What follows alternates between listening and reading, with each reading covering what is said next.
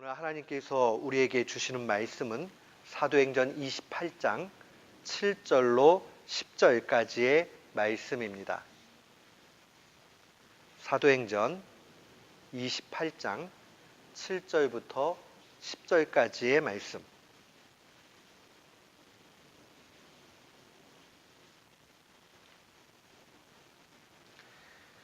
우리 같은 마음으로 주의 말씀 받들어 읽습니다. 이 섬에 제일 높은 사람 버블리오라 하는 이가 그 근처에 토지가 있는지라. 그가 우리를 영접하여 사흘이나 친절히 유숙하게 하더니 버블리오의 부친이 열병과 이질에 걸려 누웠거늘 바울이 들어가서 기도하고 그에게 안수하여 낫게 하며 이러므로 섬 가운데 다른 병든 사람들이 와서 고침을 받고 후한 예로 우리를 대접하고 떠날 때에 우리 쓸 것을 배에 올리더라. 아멘. 저는 오늘 본문 말씀 사도행전 28장 7절로 10절 말씀을 통해서 작은 헌신을 크게 보시는 하나님이라는 제목으로 주의 말씀을 선포하도록 하겠습니다. 세상에는 많은 발명품들이 있습니다. 근데 이 발명품들이 어떻게 발명되었는가 하는 그 역사를 살피다 보면 때때로는 수많은 실수와 우연 가운데서 이루어졌다는 사실을 보게 됩니다. 그 중에 하나가 우리 자동차 유리입니다. 자동차 유리는 원래 일반 유리를 사용하지 않지요. 우리 안전유리라고 얘기를 합니다.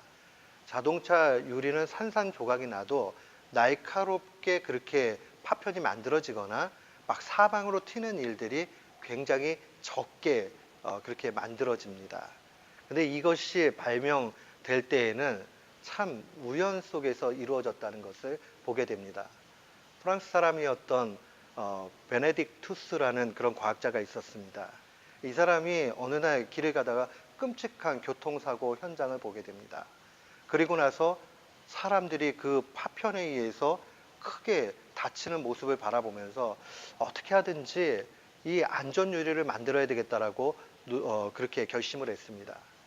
근데 아무리 연구를 하고 시간이 지나도 도저히 그 만들어지지가 않는 겁니다. 그러다가 어느 날 자기가 기르던 고양이가 그 연구실에서 들락날락 하고 있다가 그만 그 플라스크 삼각 그 병 있잖아요. 거기에 들어있던 용액들, 그 용액들을 뒤엎으면서 그냥 막 다 사방팔방으로 떨어지면서 그 유리들이 다 망가지게 됐어요. 완전히 다 박살이 난 거죠.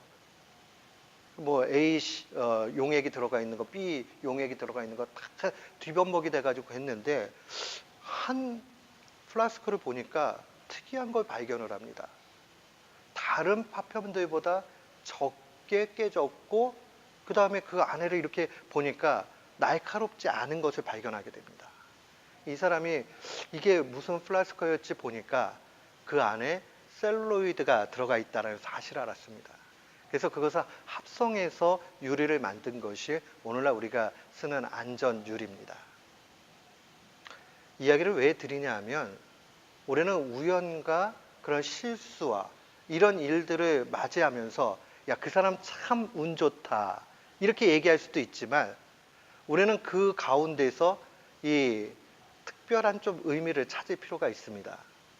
과학자였던 파스토레라는 사람이 이런 이야기를 했습니다. 우연은 준비된 사람에게만 미소 짓는다 이렇게 이야기했습니다. 그러니까 우연이라는 게 그냥 모든 사람들에게 행운을 가져다주고 잘 되는 것이 아니라 늘 준비하는 사람들에게 나타난다는 것이죠. 그러니까 우리가 일상으로 넘길 수 있는 작은 일들 가운데서도 얼마든지 나중에 훗날에 큰 열매를 맺을 수 있다는 겁니다. 그런데 그 열매는 아무에게나 오는 것은 아니라는 겁니다. 마치 이러한 원리는 성경 안에서도 발견하게 됩니다. 누가복음 13장 19절에 예수님 이렇게 말씀하십니다. 마치 사람이 자기 채소밭에 갖다 심은 겨자씨 하나에 같으니 자라 나무가 돼서, 그 겨자씨가 굉장히 작다고 말씀드렸잖아요. 실제로 보면은 뭐 1mm도 안 되는 굉장히 작은 알입니다.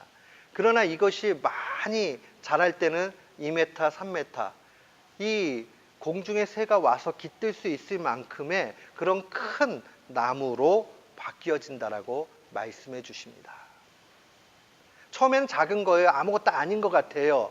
그러나 그 안에 생명력이 있고 그 생명력은 반드시 열매를 맺게 돼 있는 것이죠.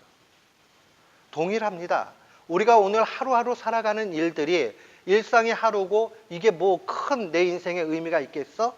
아니면 내가 지금 살아가는 이 상황들이 미래를 뭘 바꾸겠어? 라고 생각이 들지 모르지만 하나님의 시각에서는 그 하나하나가 모여져서 굉장히 큰 힘과 의미와 능력으로 드러나게 된다는 겁니다. 그 내용 중에 하나가 오늘 본문의 말씀입니다. 오늘 본문의 메시지를 우리가 깊이 보면 하나님의 신비가 이 안에 들어있다는 것을 봅니다. 사도행전 28장으로 오게 되면 우리가 이미 살펴봤지만 이 바울 일행이 로마의 황제였던 가이사에게 재판받기 위해서 로마로 갑니다. 압송되는 그런 과정들 속에서 큰 광풍을 만나게 되죠. 이 광풍을 만나는 가운데서 이제 배가 다 파손이 되게 되고 사람들이 다 죽게 됐는데 하나님의 은혜 가운데서 그들이 다 구출을 받게 됩니다. 구조를 받게 돼요. 그리고 나서 머문 그 섬이 바로 멜레데 섬입니다. 오늘 멜레데 섬에서 있는 일들이 오늘 기록되어져 있는 겁니다. 지난주에 살펴본 대로 첫 번째 사건은 그가 독사에 물렸는데도 불구하고 죽지 않는 사건이 기록되어져 있습니다. 그리고 오늘 두 번째 사건은 7절부터 10절에 바울이 최고의 그 지역의 높은 사람, 추장이었던 버블리오의 부친이 열병과 이질에 걸렸음에도 불구하고 그가 안수하고 기도하고 했을 때에 완전히 나음을 입게 된 사건이 나타납니다.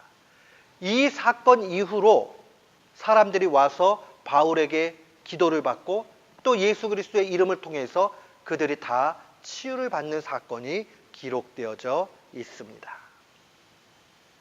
제가 여러 차례 말씀을 드렸지만 바울의 글이나 바울의 행함의 모든 것은 근거가 예수 그리스도의 가르침과 말씀 가운데 있습니다. 마가복음 16장의 마가는 예수 그리스도의 메시지를 이렇게 증거하고 있습니다. 이 믿는 자의 증표에 관해서 이야기를 하면서 마가복음 16장 18절은 이렇게 증거하죠. 뱀을 집어 올리며 무슨 독을 마실지라도 해를 받지 아니하며 병든 사람에게 손을 얹은 즉 나으리라. 보십시오. 그대로 됐지요? 그가 독사에 물렸으나 그 독의 해를 받지 않게 되지요. 그가 손을 들어 안수하고 예수 그리스도의 이름으로 기도할 때에 치유되는 역사들이 이 가운데 분명히 나타나는 것을 보게 됩니다. 그런데 이 표면적으로 나타나는 일들 외에 또 다른 이 사건의 의미가 있다는 사실을 오늘 주목해야 됩니다. 저는 오늘 이 두 번째의 의미를 강조해서 설교하기를 원합니다. 저는 이것을 숨겨진 하나님의 의도라고 부르고 싶습니다. 숨겨진 하나님의 의도가 무엇일까? 먼저 우리가 하나 생각을 해야 되는 것은 왜 하나님께서 로마의 복음을 전하러 가는 바울에게 그냥 재판받으러 가면 되는데 그 중간에 광풍을 일으키셔서 이러한 고난 가운데 놓이게 하는가 하는 문제입니다. 결론부터 이야기하면 하나님께서 이 멜레데 섬을 너무 귀하게 여기셨다는 사실입니다. 우연이 아니죠. 우리는 우연같이 보이지만 하나님의 눈에는 우연이 아니라 필연이었습니다. 로마로 가는 그 가운데서 멜레데 섬에 반드시 정착을 하고 그곳에서 표적을 보여야 되고 그곳에 복음을 전해야 했습니다. 하나님의 뜻이에요. 우리는 이 사실을 통해서 하나님께서 멜레데 섬의 복음의 씨앗을 뿌리기 원하신다는 것을 분명히 보게 됩니다. 사람들은 독사에 물려도 죽지 않는 이 바울을 바라보면서 마치 다른 신이 온 것 같이 그렇게 이해를 했습니다. 열병과 이질에 걸려있는 그런 버블리오의 부친을 고치는 걸 바라보면서 특별한 그러한 은사가 있다라고 생각을 했습니다. 많은 사람들이 몰려왔습니다. 그러나 여기서 중요한 사실은 바울이 높여진 것이 아니라 그 안에 복음이 씨로 뿌려졌다는 사실입니다. 그리고 그 사람들이 복음이 이런 내용이구나. 천지 만물을 만드신 분이 하나님이신데 그분이 아들 예수 그리스도를 이 땅에 보내주셨고 그 아들 예수 그리스도를 믿는 이 십자가의 도로 살아가는 것이 바로 복음의 삶이구나 하는 것을 알게 됩니다. 멜레데 섬의 원주민들이 복음을 받을 수 있는 기회를 얻게 됩니다. 그리고 그들은 이제 이 바울 일행에게 선을 행하는 것을 보게 됩니다. 오늘 본문의 2절 말씀에 보면 앞선 2절 말씀에 보면 토인들이 우리에게 특별한 동정을 하여 비가 오고 날이 참에 불을 피워 우리를 다 영접했다라고 그렇게 기록합니다. 그리고 오늘 본문의 10절에는 버블리오가 후한 예로 우리를 대접하고 떠날 때에 우리 쓸 것을 배에 올렸다라고 그렇게 기록을 합니다. 사랑하는 성도 여러분, 고마워서 이렇게 했구나 그렇게 생각하지 마시고 보이지 않는 하나님의 손이 얼마나 크게 역사하고 있는가를 한번 보십시오. 그 원주민들, 토인들이 얼마든지 마음속에 저 사람들 뭐야? 우리가 꼭 도와줘야 돼? 아니면 경계를 하고 276명이라고 하면 적은 숫자 아닙니다. 굉장히 많은 숫자예요. 그러면 그 사람들을 바라보면서 두려움 느낄 수도 있잖아요. 그리고 얼마든지 거절할 수도 있습니다.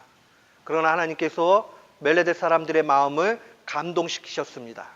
그리고 그들을 향해서 호의를 베풀고 이 조난당한 사람들, 완전히 다 죽음을 맛보게 될 사람들에게 호의를 베풀 수 있도록 그렇게 은혜를 주신 겁니다. 하나님의 보이지 않는 손이 멜레데 사람들의 마음을 움직입니다. 그리고 그 움직임의 손은 더욱 커져서 이미 배 위에 다 버려졌던, 배를 가볍게 하려고 필요한 것도 다 버렸잖아요. 그리고 완전히 자신들은 목숨 외에는 건질 게 없게 됐잖아요. 그런데 필요한 물건들을 그 안에 채워주는 역사가 있게 됐습니다. 이게 바로 멜레데 사람들이 행한 감동받은 자의 그러한 예의였고 그 다음에 일이었습니다. 그런데요, 우리가 이 일들을 바라보면서 하나 기억을 해야 되는 것이 있습니다. 과연 이 멜레데 사람들이 그 이후에 어떻게 됐을까? 궁금하지 않으십니까? 멜레데 섬은 이 이탈리아의 아래쪽 지중해 남부 쪽에 있는 오늘날의 몰타 공화국입니다. 그래서 영어로는 말타 이렇게 쓰는 지역입니다. 근데 놀랄만한 사실이 이 몰타 공화국의 사람들이 대부분 2005년도 통계에 의하면 98%가 기독교인입니다. 안 놀라시네. 굉장히 놀랄만한 일입니다. 바울이 처음에 가서 복음을 뿌렸더니 그 다음에 그 열매들이 맺혀져서 2005년도 통계, 물론 10년이 지난 지금은 많은 자본주의가 들어가고 하면서, 제가 자본주의 시스템을 욕하는 것이 아니라 돈이 들어가고 개발이 되고 더 많이 그러다 보니까 사람들이 좀 타락하고 이런 현상들, 그 다음에 이슬람의 세력들이 들어가고 그래서 지금 점점 떨어지는 현상들이 일어나요. 그래서 2012년도 통계에는 78%까지 떨어졌는데 아마 2015년도 이후에는 10% 이상이 떨어졌을 거다 이렇게 예측을 합니다. 많이 어려운 지경 가운데 있지만, 그러나 여전히 이들 가운데 복음의 열매들이 2000년가량 진행되었다는 것을 우리는 봐야 됩니다. 그리고 역사의 증언에 의하면 오늘 본문에 나오는 버블리오는 몰타 공화국의 첫 번째 주교가 됩니다. 거기 가면 성 바울 교회가 있습니다. 그 교회의 첫 번째 주교로 버블리오가 임명이 되었다라는 역사적 증거가 있습니다. 보십시오. 우리는 우연같이 느껴지고 이게 그냥 어쩌다 뚝 떨어진 것 같이 보이지만 하나님 눈에는 그렇지 않다라는 겁니다. 저는 오늘 이 사실을 우리의 마음속에 간직하기를 원합니다. 우리의 작은 일들이 하나님께는 크게 여겨지고 하나님은 더 크게 역사하신다는 것을 보게 됩니다. 한 사람의 말을 통해서 말을 한 사람은 잊어버렸지만 그것에 큰 힘을 얻어서 가는 사람들이 분명히 있습니다. 우리의 작은 행동들을 바라보면서 그것이 나는 그리스도인으로 그냥 당연히 할 일이었는데 그걸 보고 감동을 받고 도전을 받고 평생의 도전의 메시지를 가지고 사는 사람들이 있습니다. 종종은 이런 사람들을 만나기도 합니다. 나는 다 잊어버렸는데 옛날에 당신 나한테 이 얘기 해줬잖아요. 할 때에 나 그런 얘기 했나? 이럴 때 있어요. 그런데 그 사람은 평생에 그 말을 심령의 영의 양식으로 삼고 살아갑니다. 우리의 작은 헌신이 하나님의 큰 일을 이뤄냅니다. 만약에 아까 그 프랑스의 베네딕투스 과학자가 그 플라스크에 뭐가 담겼는지 보지 않았다면 오늘날의 안전 유리는 발명되지 못했을 것입니다. 그리고 그거는 언제 발명되었을지 아주 한참을 지나서야 했을지 안 했을지 전혀 모릅니다. 그러나 그 작은 세심함, 열심, 충실함 그 가운데 열매가 있었습니다. 우리도 마찬가지죠. 우리가 이 땅에 살아가면서 내가 무슨 이 땅 살면서 세상을 두 동강이 낼 만큼의 능력이 있나? 그렇게 영향력을 끼칠까? 아무도 모릅니다. 우리의 작은 모습을 통해서 작은 헌신을 통해서 하나님의 그 일들 가운데 크게 역사하시고 그 일들 가운데서 우리를 새롭게 하실지 또 우리 공동체를 어떻게 인도해 가실지 또 다른 사람들을 평생 어떠한 삶으로 이끌어 가실지 우리는 알 길이 없습니다. 그러하기 때문에 우리는 우리의 일상과 작은 일에 충성을 다해야 됩니다. 예수님 분명히 마태복음 22장의 마지막 심판의 광경에서 이렇게 말씀하십니다. 마태복음 25장 21절에 23절에도 동일한 메시지를 합니다. 비유로 말씀하신 그 내용 가운데 그 주인이 이르되 잘하였도다 착하고 충성된 종아 네가 작은 일에 충성하였음에 내가 많은 것으로 네게 맡기겠다. 주인은 하나님을 얘기하는 것이죠. 그로 심판받는 그 사람은 작은 소자에게 열심을 다해서 섬겼던 사람입니다. 그 사람에게 이야기를 네가 작은 일에 충성을 다했기 때문에 큰 일에 내가 너를 큰 일을 맡기고 나의 기쁨에 동참하는 자가 되게 하겠다라고 말씀하십니다. 저는 오늘 우리에게 이 도전의 메시지가 있기를 원합니다. 나는 가진 게 없어. 나는 못 배웠어. 나는 늙었어.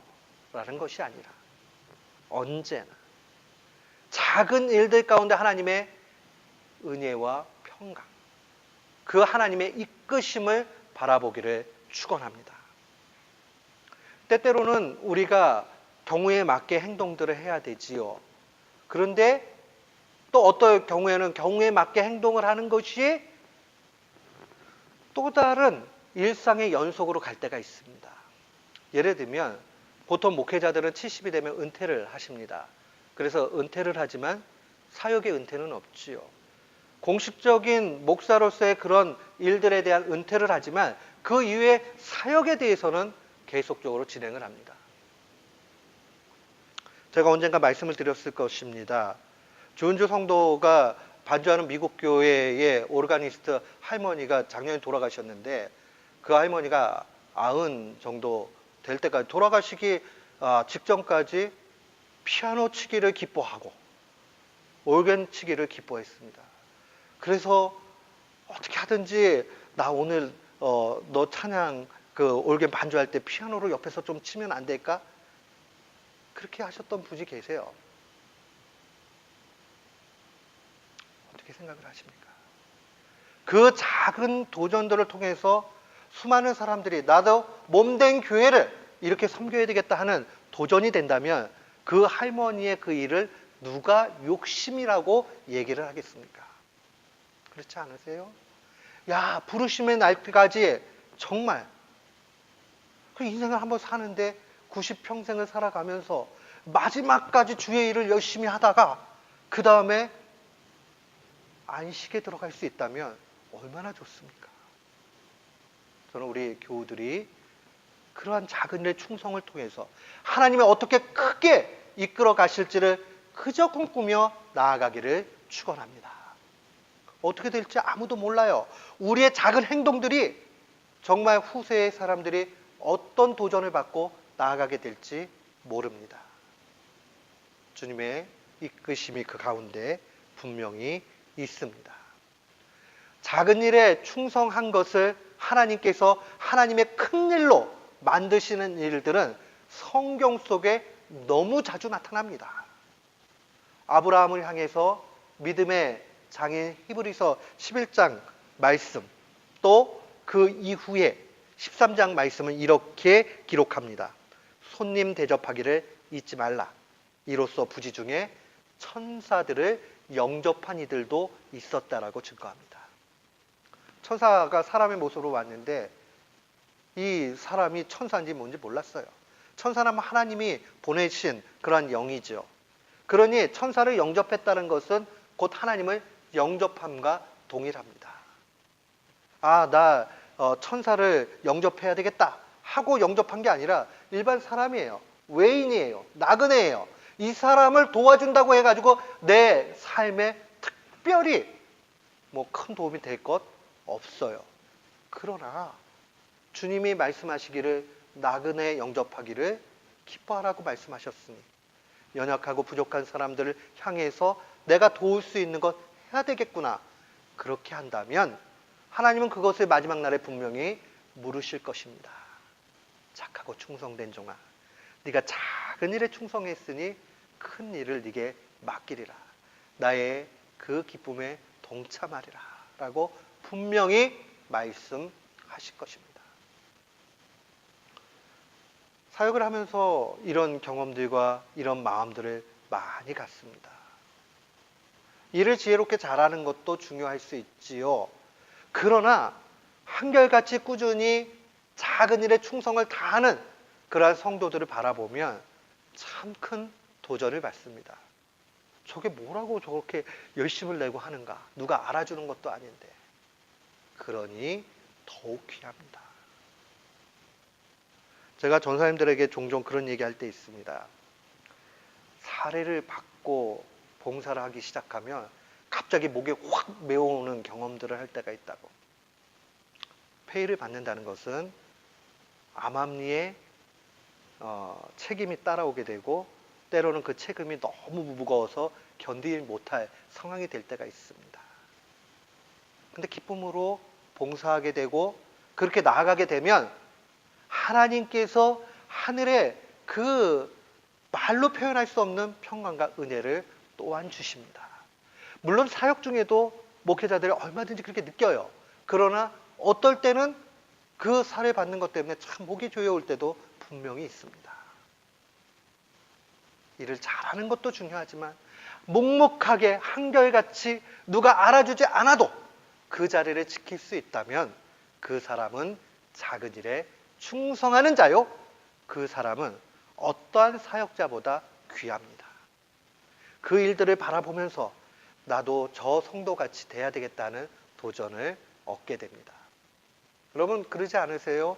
우리 신앙생활 하면서 목회자가 뭐 이렇게 하는 거 보면 목사님이니까 당연히 그렇게 하지 이렇게 느껴지지만 그 감동이 덜하지만 일반 성도님들이 정말 힘든 가운데서도 몸된 교회를 섬기고 아끼고 사랑을 행하고 기도하고 애쓰고 하는 그 모습들을 바라보면서 얼마나 많은 위로와 힘을 얻습니까? 저 역시도 그렇습니다. 교회 공동체가 중요한 이유가 무엇이냐 하면 성도들의 한결같은 열심, 그 다음에 변함없는 모습, 눈물 흘림, 그 다음에 기도, 헌신, 이런 걸 바라보면서 목회자도 큰 위로와 힘을 얻는다는 사실입니다. 성도들은 착각하실 때가 있습니다. 아, 목회자들은 하나님하고 관계가 좋으니까 하나님하고 다 해결되면 끝나는구나. 물론 그렇게 생각해 주신다면 그것도 참 귀하지요. 그러나 더 솔직하게 이야기를 하면 성도들이 잘 자라나가는 것, 성도들의 작은 모습, 헌신, 이걸 바라보면서 목회자들은 큰 도전도 받고 기쁨도 얻게 됩니다. 그러니 우리가 교회 공동체 안에서 서로에게 얼마나 긴밀하게 연결되어 있고 영향을 주고받는가 하는 것을 기억해야 됩니다. 작은 헌신은 작은 것이 아닙니다. 작아 보여지만 그 안에는 생명력이 있고 나중에는 새가 깃들 만큼 자라는 겨자씨와 같이 그 안에 엄청난 생명력이 있습니다. 우리는 이러한 예를 예수님 대신 십자가를 지었던 구레네 사람 시몬을 보고도 알게 됩니다. 십자가를 진다는 건 수치였습니다. 구레네 사람 시골 사람입니다. 이 시몬 덩치가 좀 좋았던 것 같아요. 십자가를 지고 가는 예수 그리스도를 바라보면서 그 전통과 관례에 따라서 로마 병정이 저 죄인이 그걸 지고 못 올라가니까 야, 네가 대신 져줘라 라고 얘기를 합니다. 거절할 수 없는 상황입니다. 그리고 억지로 메고 갑니다. 복음서는 증거합니다. 하나님께서 그 수고를 기억하셨음을 분명히 증거를 합니다. 그런데요, 사도행전 13장으로 오게 되면 그 시골에 있는 구레네 사람 루기오라는 사람이 기록되어져 있습니다. 그 루기오는 어떤 사람이냐면 구레네 출신의 사람이었고 동시에 안디옥 교회의 설립에 아주 힘을 썼던 초대교회 지도자입니다. 그 시골에 복음이 어떻게 들어갔겠습니까? 구레네 사람 시몬을 통해서 그곳에 복음이 들어갔고 그 열매 가운데 루기오, 분명히 그 초대교회 일꾼이 나타납니다. 학자들은 이 루기오를 루포가 아닐까라고 그렇게 생각을 합니다. 루포와 알렉산더의 부친은 바로 이 구레네 사람 시몬이었습니다. 어찌 되었던지 간에 정확한 사실은 구레네 시골 지역에 복음이 들어가게 됐고 거기에 안디옥 교회에 초대 지도자 한 사람이 있었다는 사실입니다. 누가 알았어요? 구레네 사람 시몬이 지나가다가 예수님 십자가 대신 진 것이 그 지역에 복음이 들어가게 될 일이라고 누가 꿈이나 꿨겠습니까? 그러나 하나님은 그렇게 일하셨습니다. 로마서 16장 마지막 장에 오면 바울의 부탁이 기록되어져 있습니다. 주 안에서 택하심을 입은 루포와 그의 어머니에게 문안하라. 그의 어머니는 내 어머니다. 루포는 아까 얘기했지만 구레네 사람 시몬의 아들로 추정됩니다. 그런데 그 어머니가 내 어머니다. 루포가 얼마만큼 초대교회에 영향력을 끼칠 사람이었는지 알게 될 뿐만 아니라 바울과 친밀한 관계가 있었는가를 보게 됩니다. 사랑하는 성도 여러분, 대신 십자가 진 걸 통해서 복음의 능력 가운데 집안이 서게 되고 그 지역이 참된 복음의 길로 가게 됩니다. 작은 헌신, 억지로 한 헌신이라도 하나님이 다 기억하시고 은혜로 채우십니다.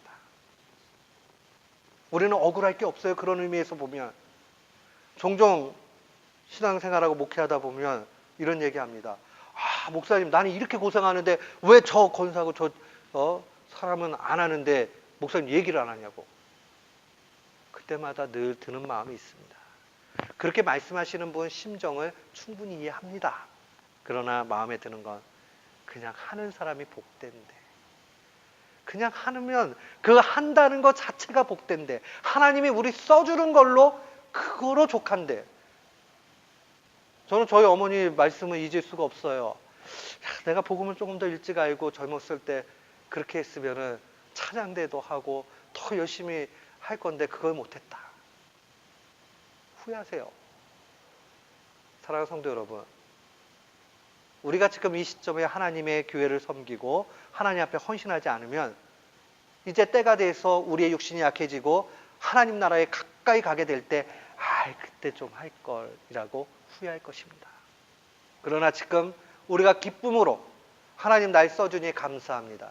내가 이렇게 살 수 있도록 해주시니 감사합니다라고 한다면 마지막에 후회가 없을 것입니다. 그렇다면 우리는 어떻게 살아야 됩니까? 꼭 기억하세요. 우리의 일상 가운데서 신자답게 정말 뜨거운 열정을 가지고 살아가는 겁니다. 성실과 정직함을 가지고 우리의 일상에서 힘있게 살아가는 겁니다. 기운이 붙으면 기운이 붙이는 대로, 내 지혜가 부족하면 부족한 대로, 내가 가진 게 없다면 없는 대로 그 가운데서 내 일상에 충실히 살아가게 될 때 어느 누구는 그 가운데 분명히 도전을 받습니다. 제가 말씀드렸잖아요. 제가 사역하는 교회에 어느 장로님이 계셨는데 그분이 한 분을 전도하셨어요. 지난번에 가 뵈니까 그분이 안수 집사님 돼 계시더라고요. 이분이 자제들도 잘 되고 돈도 많이 버셨습니다. 그러면서 이 장로님에게 얘기합니다. 친구, 난 내가 아무리 생각해도 이해가 안 가는 게 있어.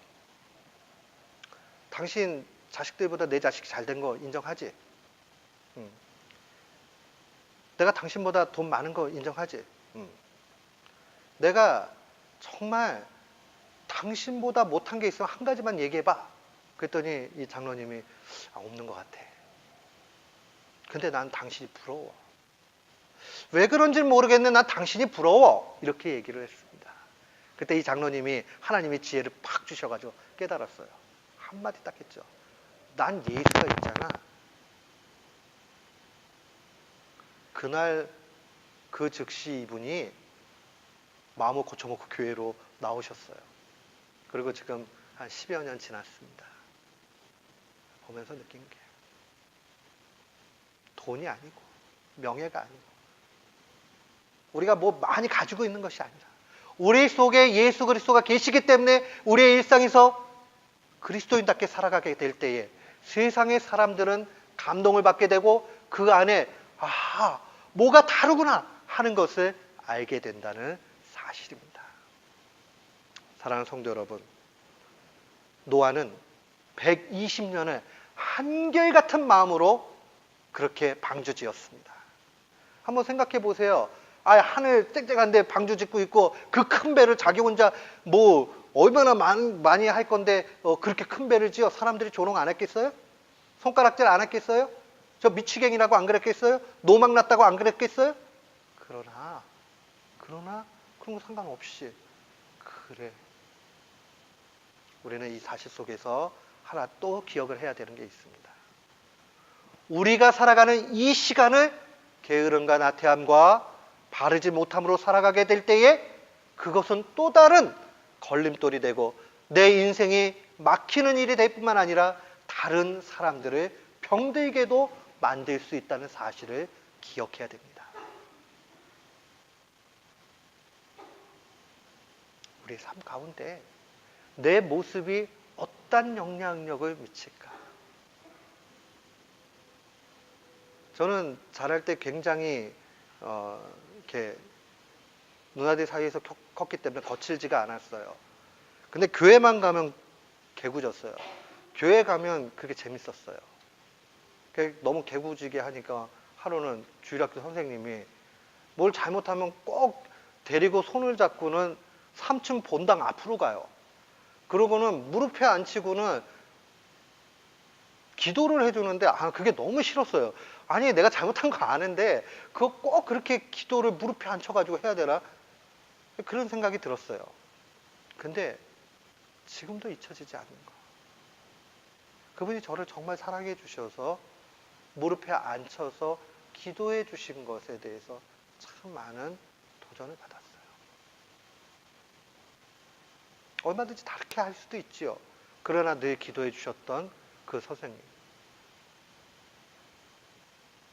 작은 교사 한 분의 헌신입니다.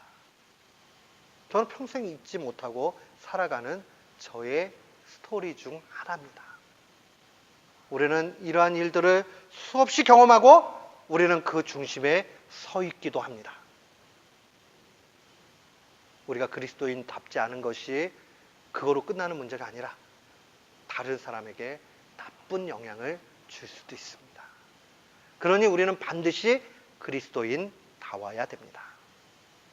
작은 헌신을 크게 만들어주시는 주님을 바라보면서 오늘 한 주간도 우리의 일생 가운데 날마다 주님 앞에 모든 것을 맡기고 정말 힘있게 살아가는 귀한 교우들 되시기를 주님의 이름으로 축원합니다. 아멘.